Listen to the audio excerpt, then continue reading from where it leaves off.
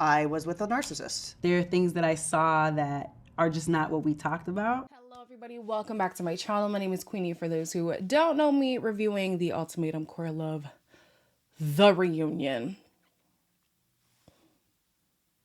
Wow. Before I get into it, please make sure to like this video, subscribe and hit the bell, and leave a comment down below. Okay, so yesterday we did watch it together. We watched the reunion together on Discord, and there was some discord that I'm going to talk about at the end of this video, but you guys did not lie. This was hot. It was hot. It was on fire. It was a mess. I didn't write any notes, so everything's going to come from memory, and I hope I recall everything. First couple I want to talk about is Mal and Lexi. No, what? Well, Lexi and Rae. So at the point of the reunion, they're like, oh yeah, we're living together. We bought a lot of furniture. It was rough for us in the beginning. Lexi still has this weird issue with Vanessa, but they are posing as if they are proceeding happily. I came here to figure out if I wanted to be with her, and I made the process like 20 times harder on both of us. It wasn't necessary, and we both knew that. It wasn't something that we needed to do to help us on our journey. I will stay out of your life, as I feel like you can recognize I have. All good, we're living our life and you're not in it, and that's that. A lot of people were making comparisons with Ray's countenance and what's her name now? What's her name, y'all? I want to say Catherine. That's not her name. Colleen. That whole blink twice if you need saving, it kind of did look like that. It kind of did look like that. But also, to me, throughout the season, Rae has always kind of looked like she's figuring it out. Like, okay, what am I going to do? How did I get here? How do I get out of here? You know? So, yeah, it felt through the screen as if things weren't all right. And at the end of the reunion, we saw that the engagement was called off shortly after filming. And then they did an after show with Tudum. And yeah, they said, it just ain't working with us. Things that still weren't sitting properly that we experienced on the show, things that she had done when she was in her trial marriage that we just were having trouble getting past, or having trouble putting answers to why things were done the way they were done. End of the day, like I asked in the finale, I would like people to actually explain what growth they went through. I don't know if Netflix thinks that's not good TV or something, but it definitely is great for context. I feel like I needed that for context. And I think they needed it as well, because then they could look at each other and say, and maybe they have these conversations. I don't know. Y'all are seeing all my Shein stuff. But I think if they really sat down, they said, well, how have I changed coming into this process? And is that conducive for the relationship we're trying to build with each other? I think the answer would have been no. Next, let's talk about, guys, there was just so much happening. Okay, because they seem happy-go-lucky, let's talk about Aussie and Sam. I feel like they are in the same place as when they came. Where are you in your relationship? We're not married yet. We're kind of waiting.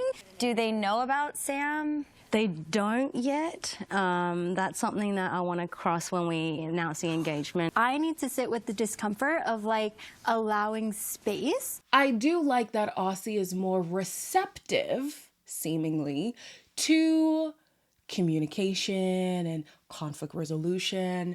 I just didn't hear what the plan of action was in doing that, especially because when the season ended, we saw Aussie doing the same behavior that Aussie was doing at the beginning. So I'm just like, I didn't see the progression. I didn't see it. I'm not saying it ain't there. I'm just saying I didn't see it. There is an article that somebody sent in the Discord that detailed Aussie and Sam both saying that they are doing the groundwork to, uncover a lot of where Aussie's challenges are stemmed from, and they are focused on healing right now, and they're putting their engagement on hold, and then, the marriage on hold. And then on top of that, Aussie is still not out to the family. I'm sure by this point, with the show being out, somebody must have told somebody, right? If not Aussie. But then I'm like, that's why I feel like they're in the same place. Because at the beginning of the season, there was a lot of groundwork that Aussie needed to do. And there was a lot of not wanting to communicate adequately for Aussie. And then also Aussie not being out. And it's not even to say that there should be a clock on being out. I don't think that there is. You come out when you feel most comfortable coming out. Where it becomes an issue is that Sam, not me pointing at myself like I'm Sam, but Sam has already explained being in relationships similar to the one she's in right now with Aussie and how those didn't work out. So then I'm wondering, what about this would be different? It feels like a repeated cycle to me, but I'm not Aussie, nor am I Sam. They seem happy, so let's move on. Xander and Vanessa. Guys, y'all were saying in the live that I was drinking the Vanessa Kool-Aid, and I'm sorry, I was gulping it up in the finale because did I cry? Yes, I did. It's nice to see you. But No, we don't talk. But like, it's good because now we can work on who we are together without romance. And I think maybe that's what we were supposed to do. There's a lot of emotion here. Is there any hope that you might come back? My emotion comes from knowing that that's a no. I think you know it too. I don't know what it is about Vanessa. I don't know. Have I fallen for the charm? I don't know. But I really believed her. I did. It's just me. I really believed her. Not me getting misty-eyed, child. These last few months, I've been really emo. I feel like I'm pregnant. Yikes. I think that there is a strong bond between them, and it was a really hard bond to let go. It stemmed from friendship, and that's why at the end of the day they could still say that they have love for each other. But should they be in a romantic relationship, Vanessa's aware that no, they shouldn't be. And even if she wanted to, that ship has sailed for Xander. It was tough, guys. It was hard. I feel like it was hard to watch Vanessa, mainly because, you know, Vanessa, I've realized, and some of you guys were saying as well, she's not an evil person. She's just annoying. And so, can you fault somebody for being annoying? Not really. One thing about Vanessa is that she has been honest through and through. Rarely, if ever, has she been dishonest. I think where she was a little bit dishonest was the conversation with the dad, and that's why the dad called her out and saying, come on, girl, be for real. But from the premiere to the finale, this girl has told you what time she's been on. It's like, you can't even be mad at her, honestly.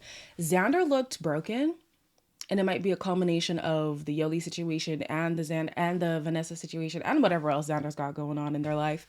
But, yeah. My heart broke for Vanessa. I'm sorry, guys. It did. So, since we are talking about Xander, let's talk about Yoli and Mal. Mal had her chest out, both figuratively and literally. And baby, I lived. We can see throughout the ultimatum that your history of being honest doesn't track. So it wasn't 2 weeks after being back. The great part about you is that you inadvertently showed everybody on TV how great of a partner I am and how great of a mother I will be. I'm realizing that motherhood might not be a thing for me. You almost deserve to try. They did. You couldn't wait to bring that up. You tried in the wild? You could not wait to bring that up. Her and Yoli were planning a trip to Hawaii. It was to Hawaii? Jarring. Yeah. You were going to try and come out at some point? Oh, okay. Because we had talked about it, yeah. Yeah, okay. Mal is very reasonable, I feel like, to a fault, and so forgiving. And I have to give her grace because, yes, we see the full picture, so it does look weird to us. However, Mal can only speak from the reality she's been presented. And the reality is, Yoli crafted quite the picture. Selective memory, I see. So Mal now seeing what actually happened, what actually went down, and that there was a little bit of deceit both in the process and after the process, I'm so glad she got the gumption to say, oh, I'm not standing for this anymore. I'm not going to let you bamboozle me anymore. I'm not going to sit here by the wayside while you go and gallivant and do things that are not conducive for the relationship that you say you want with me. Mal took a stand and I was here for it. Let's talk about Yoli with her little selective memory ass. Shout out to Vanessa, who, like we said, has been honest through and through. Maybe also to a fault sometimes. But you could tell Mal was trying to protect Yoli in some cases, but there were things Mal genuinely did not know. And so Vanessa brought light to things that Yoli, I think, was never going to admit to. So at the end of the day, the real villain of the season was Yoli and Mildred and Xander. There's a good handful of villains this season. So I'm just like, Yoli, you are... I'm so happy for Mal. I'm so happy for Mal because Yoli... Yeah, I don't know. I don't even think I have a large enough vocabulary to explain what Yoli does to me. I'm so irritated with Yoli. Truly irritated. And like I said in my review for the finale, I feel like the people who issued the ultimatums came out having so many more issues than the people who were issued the ultimatum.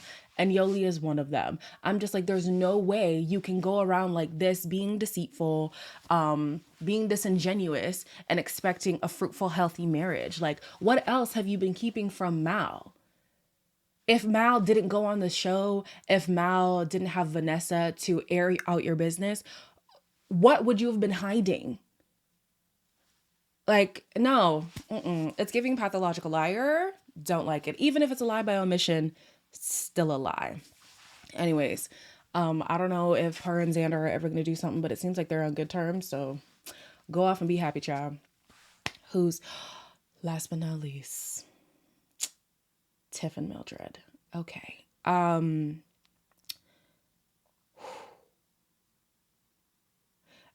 Yeah, that scene was very tense to watch, and it was so sad to see Tiff break down. But like I said, I have to give Tiff their props because Tiff learned that emotions are not bad.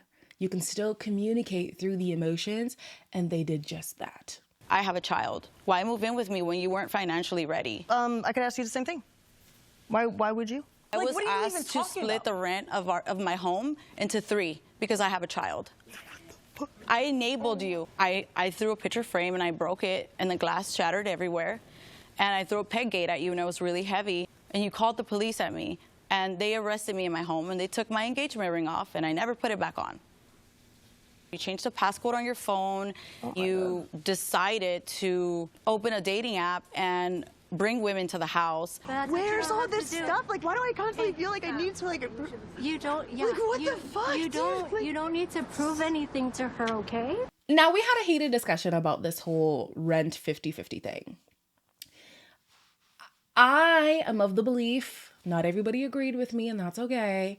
I am of the belief that Tiff was coming into the relationship as a parent. And even if the child was about to be an adult, the child is also special needs, which is a factor that needs to be added to the equation. I think that it's a little bit weird for two partners to then split the rent 3 ways because there are legally 3 adults living in that space. I know that it was a question. This wasn't something that Tiff imposed on Mildred. It was a question. I guess it's a good discussion to have because you don't know, right?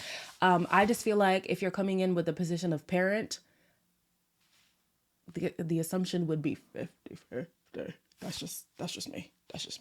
And I come from a family where all 3 of us were in my parents' home until some good time after adulthood. Well, I moved out at 17, but that's a different story. But my brothers were there and they weren't paying no bills. That could be the African in us, where your parents just take care of you until they can't take care of you anymore. But I don't know. Some people thought that the rent should have been a 3-way split.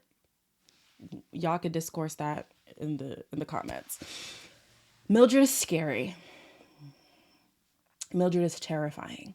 The scariest thing for Mildred is not the fact that she is physically abusive, verbally abusive. The scariest thing about Mildred is the fact that she can say it and feel no way about it. She exposed herself for being physically aggressive and abusive to Tiff and was almost dumbfounded that Tiff called the police. As they should. As they should. What do you mean? Why are you throwing stuff? Why are you doing all of that? And somebody made a really good point in the Discord. That is not how you react the first time. When you, like, it is of no surprise if they came out to say, oh, that was one of plenty of occasions. I think they did say that. That doesn't surprise me at all. And then for Mildred to say these things of her own admission, say these things of her own admission, wasn't coerced, wasn't forced, she admitted. And then sat there as if she was confused as to why Tiff would even call the police. And I know that Tiff, not Tiff, I know that Mildred is upset that Tiff was questioning Mildred's parenting. I don't want to question people's parenting. I am not a parent. I don't feel like it is our place to step in and say, you're being a bad mom, you're being a bad father, you're being a bad parent.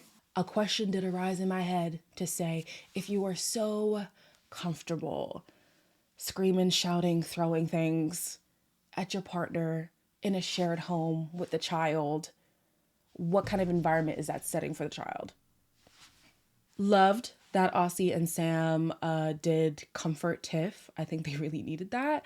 And I'm okay with Tiff walking away from that situation. Because at that point, you're talking to a brick wall. There's no point trying to reason with somebody who doesn't want to be reasoned with. You know what I mean? As for all the things that Tiff was allegedly doing after they had broken up, I think that that's Tiff's prerogative. If Tiff wants to date other women, well, it is what it is.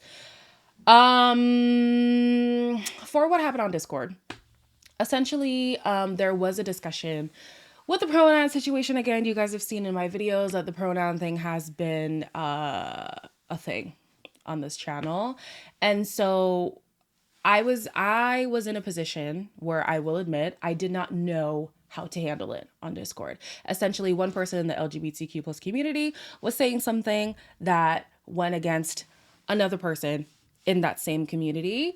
And as the person on the outside, I was not sure how to navigate a conversation without silencing a queer voice. I use queer even though one person said they didn't identify with queer. I didn't know how to amplify a voice in the community without silencing a voice that is also in the community. Essentially, that's where it came from. But yeah, I think it's okay for me to say I don't have the capacity to facilitate such conversations. I don't even think it's my place, child. I'm still learning. So I'm in no place to teach.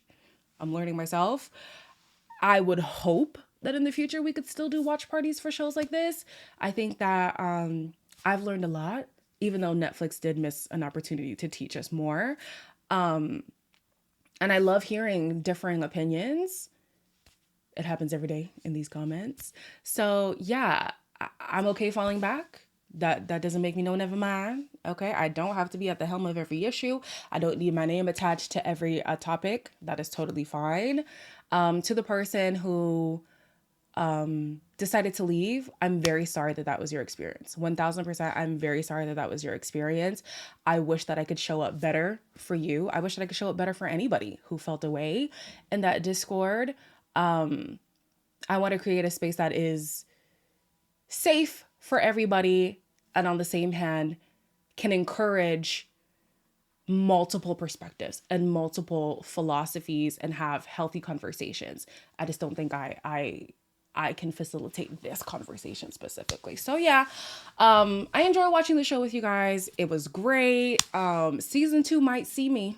And apparently that one is going to be the flip, the reverse. Let me say that. So yeah, I don't know. Ultimatum. I think the queer format works better, to be honest. I really think it does. But what I would love for the next season, if they do proceed with the next season, is an actual walkthrough on the people explaining how the process changed them. If not during the show, at least at the reunion. At least at the reunion. I would love to hear what progress and what led to the progress, what progress they had and what led to the progress specifically in the experiment. Anyways, as always, please make sure to like, comment, share, and subscribe. I don't think I'll be doing the live like I wanted to, based on what I just said like a few minutes ago. But y'all can let me know in the comments and on Discord. So yeah, we can keep the conversation going over there.